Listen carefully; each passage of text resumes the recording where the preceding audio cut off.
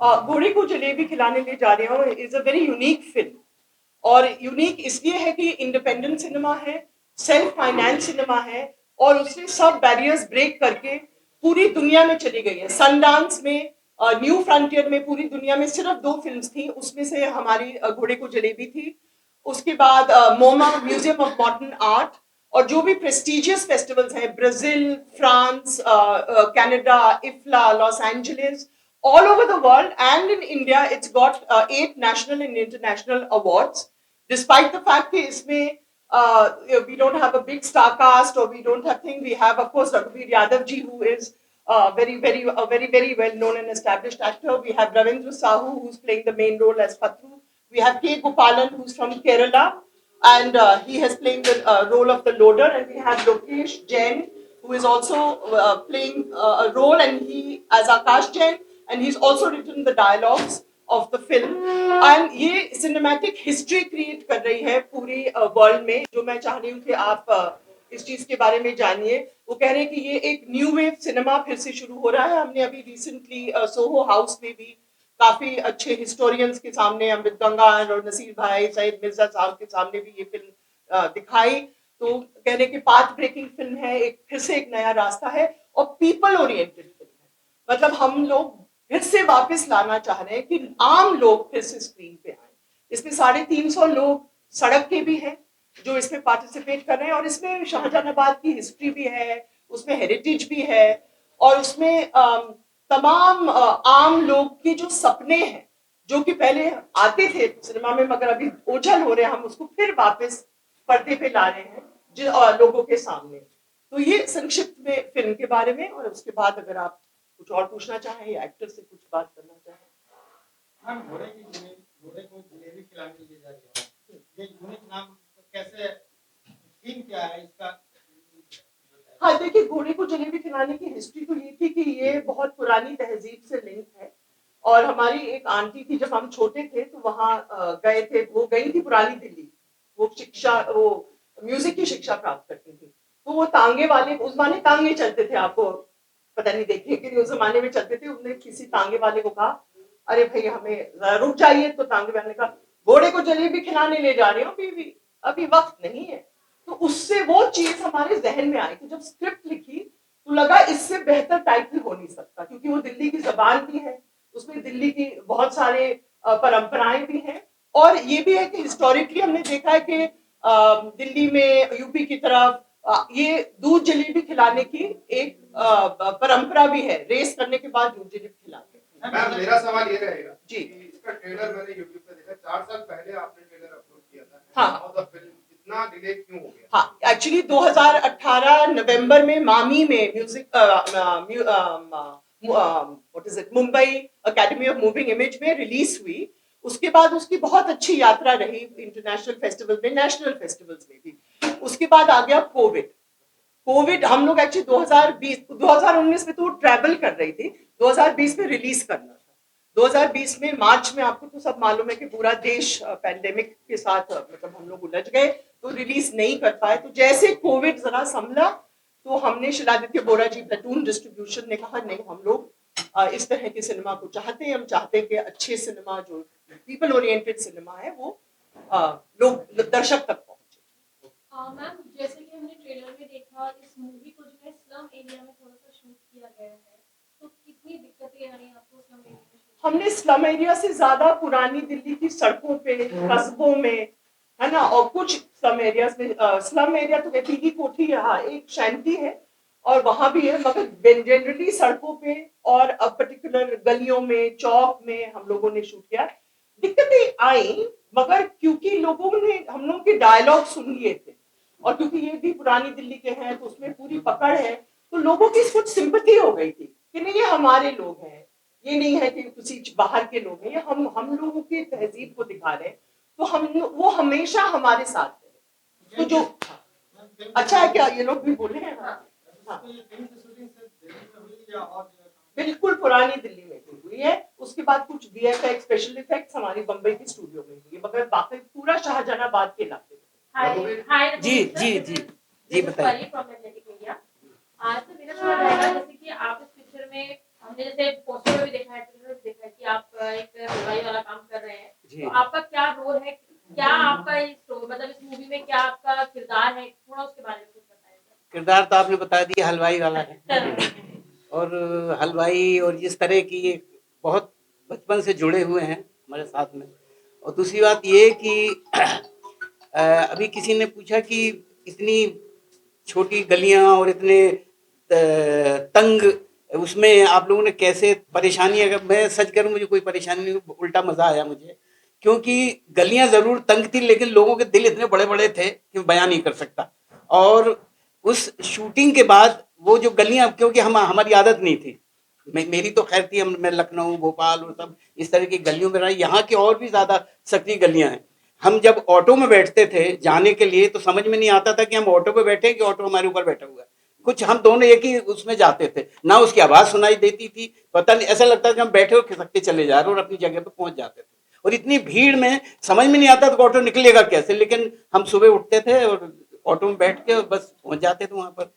तो इतना मजेदार था पूरा ये, तो सच कह रहा हूँ मुझे वो गलियां जिनको लोग कहते इतनी तंग गलियां हैं, इतनी लोग रहते कैसे होंगे, क्या मशक्कत करनी पड़ती होगी, मुझे लगता है असली जिंदगी वही है जो हम मशक्कत कर करके और जो अपनी जिंदगी को बनाते हैं, तो वही तो बहुत कुछ उन गलियों से मैंने सीखा।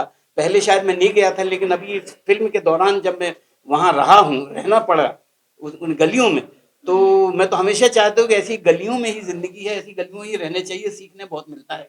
और बस वही था कि, और लेख देख मुझे हलवाई का रोल मिल गया तो सोने में सुहागा हो गया। तो फिर तो मैं वहां जाके एक दिन जाके वो हलवाई के साथ बैठ के हमने कचौरियां भी बनाई और वो भी किया जो उनको सिखाया गया जी है। सिखाया गया। हाँ, तो थोड़ी देर के बाद वो पता नहीं लग रहा था, हलवाई कह रहा था कि आप मुझे सिखा रहे हैं, मैं आपको सिखा रहा हूँ।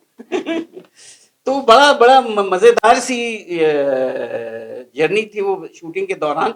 और हमेशा मेरी ख्वाहिश यही रहती है कि ऐसी छोटी जगहों पे फिल्में बने, क्योंकि हमारा असली हिंदुस्तान यही है, इन्हीं इन्हीं जगहों पे, इन्हीं इन्हीं के दिलों में बसा हुआ है। तो बस बहुत मजे किए हमने। और जो तंग दिल्ली और उसकी बात तो भूल जाइए, हम लोग इतने उसमें रहे वहां पर। और अब जब फिल्म का जो हुआ तो मुझे लगता है कि इतिहास बन गई ये फिल्म, क्योंकि बाकी फिल्म तो ऐसा लगता है कि अब कहीं पड़ी होंगी कोई, ये तो फिल्म मुझे लगता है कि तमाम जब तक दुनिया है तब तक ये चलती रहेगी, फिल्म रहेगी, बिल्कुल आज इतिहास बन तक गई। इसको वॉशिंगटन, टर्की, मतलब या वहां बाहर अंदर हर तरीके के लोग इसको बुला रहे हैं और कह रहे हैं कि हम तक पहुंचाइए। आम लोग भी बुला रहे हैं और बाहर के लोग जो है कॉन्सुल वो भी बुला रहे हैं। तो ये इसकी जिंदगी है। और मैम, क्वेश्चन, आपने ये फिल्म इंटरनेशनल फिल्म फेस्टिवल में पहले रिलीज की? नहीं, हमने हिंदुस्तान में सबसे पहले रिलीज करी, अपने मुल्क में रिलीज करी, मामी में रिलीज करी। ओके। मामी के बाद हम लोग IFF के केरला, जहाँ में बेस्ट डेब्यू डायरेक्टर मिला। उसके बाद हम धर्मशाला इंटरनेशनल फिल्म फेस्टिवल, क्योंकि हम हमारा कंसर्न है कि हम सिर्फ इंटरनेशनल फेस्टिवल्स ना घूमें, अब अपने इसीलिए हम बहुत मुश्किलों से हम इसको लाए हैं कि हमारे मुल्क के लोग इसको देखें। और 10 तारीख को रिलीज हो रही है। तो इंटरनेशनल फेस्टिवल से क्या होता है, एक स्टैंप आ जाता है तो थोड़ा सा यहाँ आसान हो जाता है, तो इसलिए गए। मगर हम Calcutta people's collective, Bangalore international festival और तमाम इंडियन जो अच्छे फेस्टिवल्स हैं उसमें गए। उसके बाद मैम, थोड़ा सा अक्सर आप भी अपने रोल के बारे में बताइए और किस तरह की मूवी है ये, क्योंकि सिर्फ टाइटल देखने से तो नहीं समझ आएगा। बिल्कुल it's been used as a metaphorically yes symbolize. Absolutely. थोड़ा सा we would like to know कि what is the story behind the film और आपका सर क्या रोल है? नहीं, इसमें एक्चुअली कोई, इसमें सबसे बड़ी बात है कि इस फिल्म की खास बात जो ये है कि इसमें कोई स्टोरी नहीं है। इसमें पूरी लाइफ है, जैसे हम रोड पे दिल्ली के अंदर रहते हैं, एक ही समय पे दो एक्शन हो रहे होते हैं और दो लोग तीन चार जिंदगियां जी रहे होते हैं अपनी। ये फिल्म भी बिल्कुल सेम वैसे ही है, इसमें कोई स्टोरी लाइन नहीं है और यही इस फिल्म की खास बात है अनामिका जी। हाँ, मतलब स्टोरी लाइन वैसी नहीं है, मगर ये अगर ट्रेडिशनल स्टोरी लाइन नहीं है, स्टोरी लाइन नहीं है। उसमें ये है कि वही दिल्ली जो आकाश जैन दिखाते हैं हिस्टोरिकल पर्सपेक्टिव से, उसी तरह से एक जेब कतरा जो कि इनका किरदार है, आकाश जैन जो इनका किरदार है, ये ट्रेडिशनल दिखाते हैं हिस्टोरिकल, और इसको ये हाईजैक करके पीपल्स पॉइंट ऑफ व्यू से उसी दिल्ली को दिखाते हैं। तो ये एक मेन कथन है, मतलब उसके अंदर लोगों के सपने, उनकी थॉट्स, उनकी डायरीज, उनकी इमेजेस, उसमें हमने उसकी बुनाई की। क्या हम ये कह सकते हैं कि कि दिल्ली के वो एस्पेक्ट्स जो कि हिडन रहते हैं फॉर अ अर्बन हाँ, पॉपुलेशन, हाँ। क्या उन एस्पेक्ट्स को दर्शाया गया है? जी, एक्चुअली बिल्कुल सही बात आपने पकड़ी। इस फ़िल्म की ख़ास बात ये है कि हम जो ज़िंदगी जीते हैं दिल्ली में और जो दिल्ली वाले ज़िंदगी जीते हैं, हम जो ज़िंदगी जीते हुए आगे की तरफ चल देते हैं और बहुत सारी चीज़ें पीछे छूट जाती हैं। इसमें फ़िल्म की ख़ास बात ये है कि आपने जो मिस कर दिया, वो इस फ़िल्म के अंदर वो दिखाई देता है आपको पूरा। आप ज़िंदगी जीते और क्या-क्या आपने छोड़ दिया, वो पूरी इस फ़िल्म का एक लबो-लुबाव है पूरी फ़िल्म में। आप देखेंगे तो आपको पूरी तरीके से समझ में आएगा क्या ख़ास बात है इस फ़िल्म की। ये यूनिक है इस फ़िल्म में। गोपालन जी, आप अपने रोल के बारे में कुछ बताइए। Gopalan, would you like to talk about your role? Gopalan Kerala के हैं Okay. और ये बहुत इंटरेस्टिंग क्योंकि अब उन्होंने पहली बार हिंदी में काम किया है, थिएटर आर्टिस्ट हैं और कंफर्टेबल ऑफ कोर्स नहीं है हिंदी और इंग्लिश में, मगर शायद कुछ शब्दों में बता दें। Gopalan, little bit about your role, Your can you character. से little bit in My role? हाँ Yeah. हाँ Yeah, actually, I am the representation of mm, class. So, four people. Then after other caste is representation. It's a total feeling. It's a political conditions, global class difference. It's visual politics. Not only depending fiction. It's many. It's a totality feeling.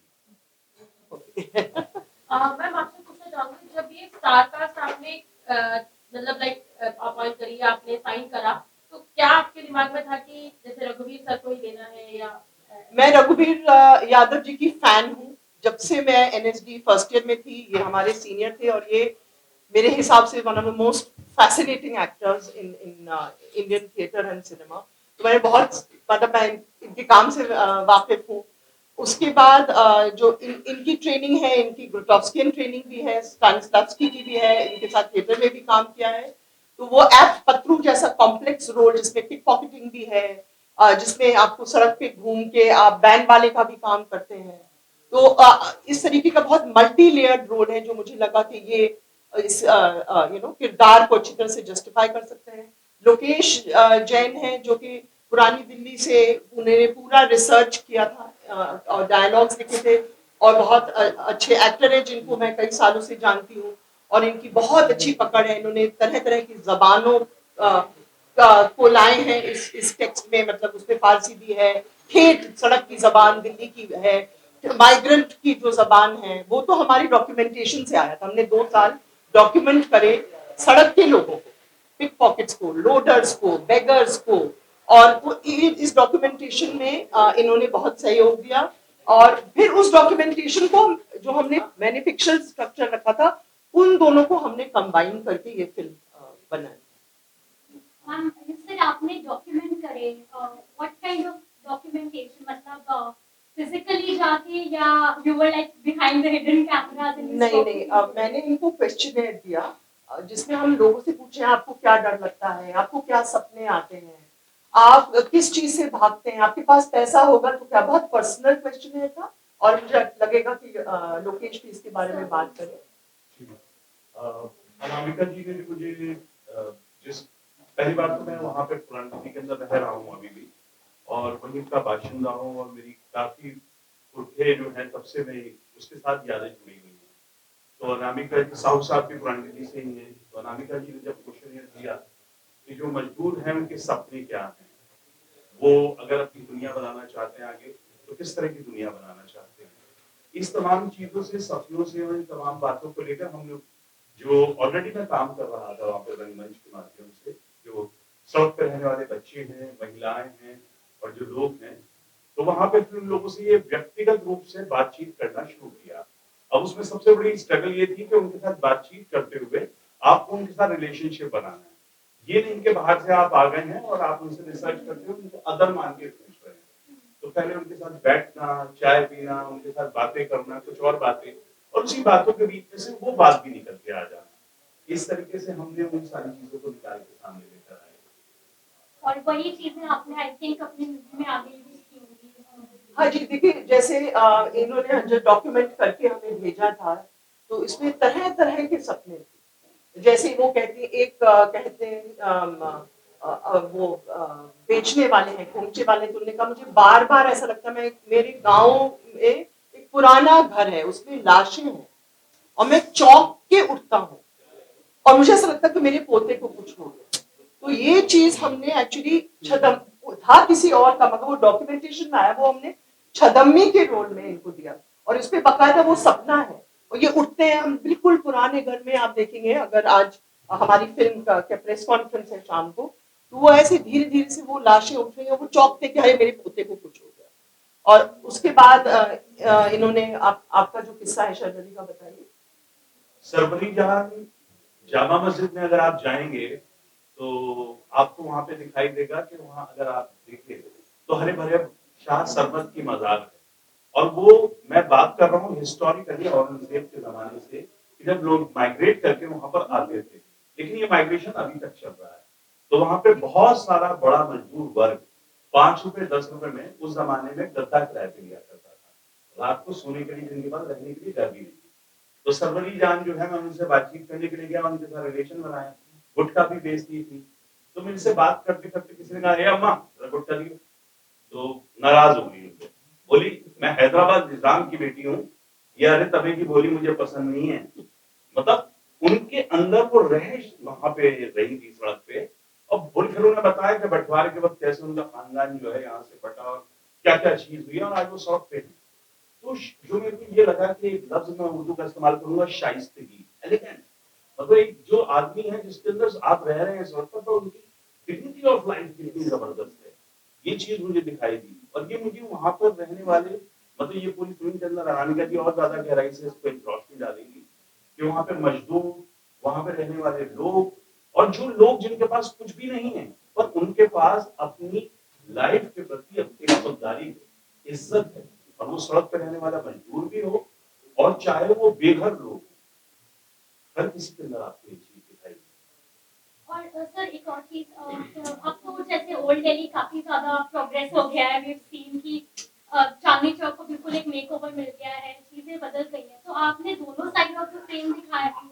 You can also, no I think see बदलाव तो जरूरी है ना, हर देश में बदलाव जरूरी है। हमने इसलिए फोकस किया इस पर्टिकुलर वर्ग पर, इसलिए कि हम लोग कहीं ना कहीं, कई बार हम फिल्म्स में ये कह देते हैं कि अरे ये तो बेईमान है, जो गरीब है वो बेईमान है, वो गरीब है वो कुछ नहीं करता है, वो लेजी है, वो ड्रग एडिक्ट है, वो सेक्स एडिक्ट है। हम ये कह रहे हैं कि आम इंसान हिंदुस्तान का भाई बहुत बहुत डिग्निफाइड है। क्यों? बहुत बहुत इज्जत से, बहुत ईमानदारी से जूझ रहे हैं, काम कर रहे हैं, बहुत प्यार मोहब्बत है। हम बस ये बात कह रहे हैं, डिग्निटी ऑफ लेबर है।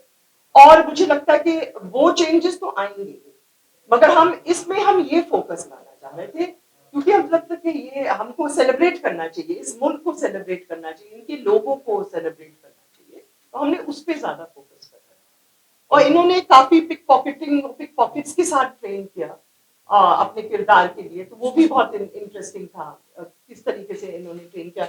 इनको भी मतलब आदत डालनी पड़ी कि एक मलयालम स्पीकिंग एक्टर होते हुए भी यहाँ के दरियागंज के एक सदर बाजार में एक लोडर के साथ वो कैसे अपने आप को एडजस्ट करें। और रघुभाई तो खैर आप सब लोग जानते हैं। So ma'am, we can call it a documentary on old Delhi. ऐसा कैसे? ये बिल्कुल डॉक्यू फिक्शन, आपको ये समझ में नहीं आएगा कि फिक्शन कहाँ शुरू हो रहा है और डॉक्यू कहाँ है। ये एकदम नया स्टाइल है। And why particularly Delhi you have chosen that for? मैं खुद दिल्ली की हूँ, बहुत पुराना मेरा संबंध है। और कहते हैं कि सीताराम बाजार भी शायद हमारी ही फैमिली से कनेक्टेड है, कहते हैं कि हमारे पूर्वज थे, तो हमारा बहुत पुराना कनेक्शन है। और मुझे ये एरिया बहुत फैसिनेटिंग लगता है क्योंकि देखिए इसमें बहुत तरह तरह की तहजीब है, हिस्ट्रीज हैं, तो वो चीज एक छोटे से एरिया में इतने लेवल्स ऑफ कल्चर और तहजीब है, तो इसीलिए मुझे बहुत फैसिनेटिंग लगा। दूसरी बात, ये ऑलमोस्ट प्रोफेटिक फिल्म है क्योंकि इसमें हम माइग्रेंट लेबर में की भी क्या हालत है और बेचारगी के साथ नहीं दिखाते, बहुत मजेदार है, ह्यूमरस भी है।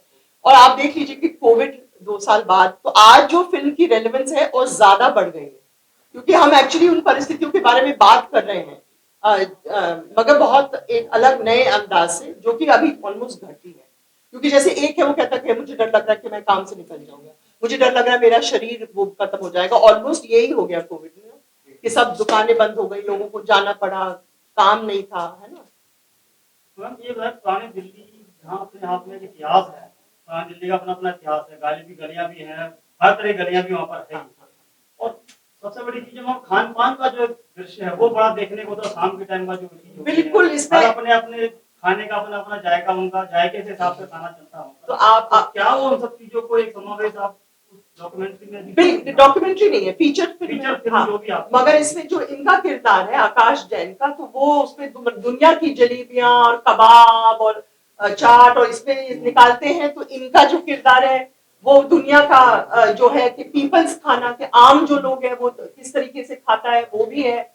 और इनका जो है ये मतलब खोमचा बेच रहे हैं, तो उसमें बड़ी ट्रेडिशनल पकवान है, मेनली ऑफ कोर्स कचौरी है, मगर तो ये इस सब खान पान लोगों का और पुराने उसका आज जो है प्लस माइग्रेंट लेबर, ये तमाम चीजें फ्यूजन है इसमें। एक्चुअली दिल्ली को आप खाने से अलग कर ही नहीं सकते। दिल्ली में आएंगे और अगर आपने नहीं खाया, हम लोग तो प्लान कर रहे हैं अभी कि अब शाम को क्या करेंगे फिल्म से पहले। करीम जाएंगे, ये चांदनी चौक जाके जलेबी और समोसा खाएंगे। अभी प्लान कर रहे थे हम लोग ये सोचते हुए। और इसकी फेस्टिविटी जो है, जो पुरानी दिल्ली में रहने वाले जो लोग हैं वो हर लम्हे को उस तरीके से जीते हैं।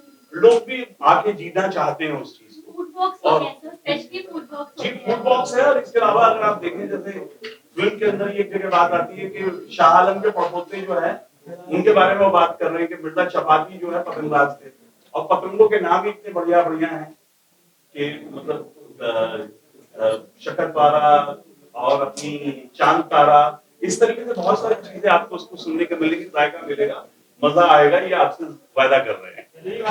एक और मुझे यहाँ दिल्ली का जी मोटी मोटी जलेबी वाला भी है वहाँ पर। जी हाँ, वो भी है हमारी फिल्म में। आके देखिए, 10 जून से रिलीज भी हो रही है, आज प्रेस शो भी है, तो प्लीज आप आके देखिए और देखिए कि आपको अच्छा लग रहा है, कैसा लग रहा है, अपना बयान दीजिए, बहुत अच्छा लगेगा। और एक और मुझे लगता है कि यहाँ पर दिल्ली में जहाँ जो खाने पीने की जो बात चलती है, खाने खाने, तो मुझे ऐसा लगता है जो भी दुकानें जो मशहूर हैं और वो है, मुझे ऐसा लगता है कि ये दुकान चलाने के नहीं खिलाते, ये खिलाने के लिए दुकान चलाते हैं। सच कह रहा हूँ, इतनी मोहब्बत है, इतना मोहब्बत मिलता नहीं है कहीं, आप पूरे ढूंढ डालिए। तो ये बड़ी खूबसूरती है इस पुरानी दिल्ली की। जो मैं रघु भाई की बात में सिर्फ एक चीज ऐड करूंगा, क्योंकि रघु भाई ने जो किरदार कचौरी वाले का निभाया, उसके बाद आप देखेंगे पटरी पे बेचने वाले की भी अपनी एक कला है। जी। मेरी कचौरी का जवाब नहीं। ठीक। करेंगे।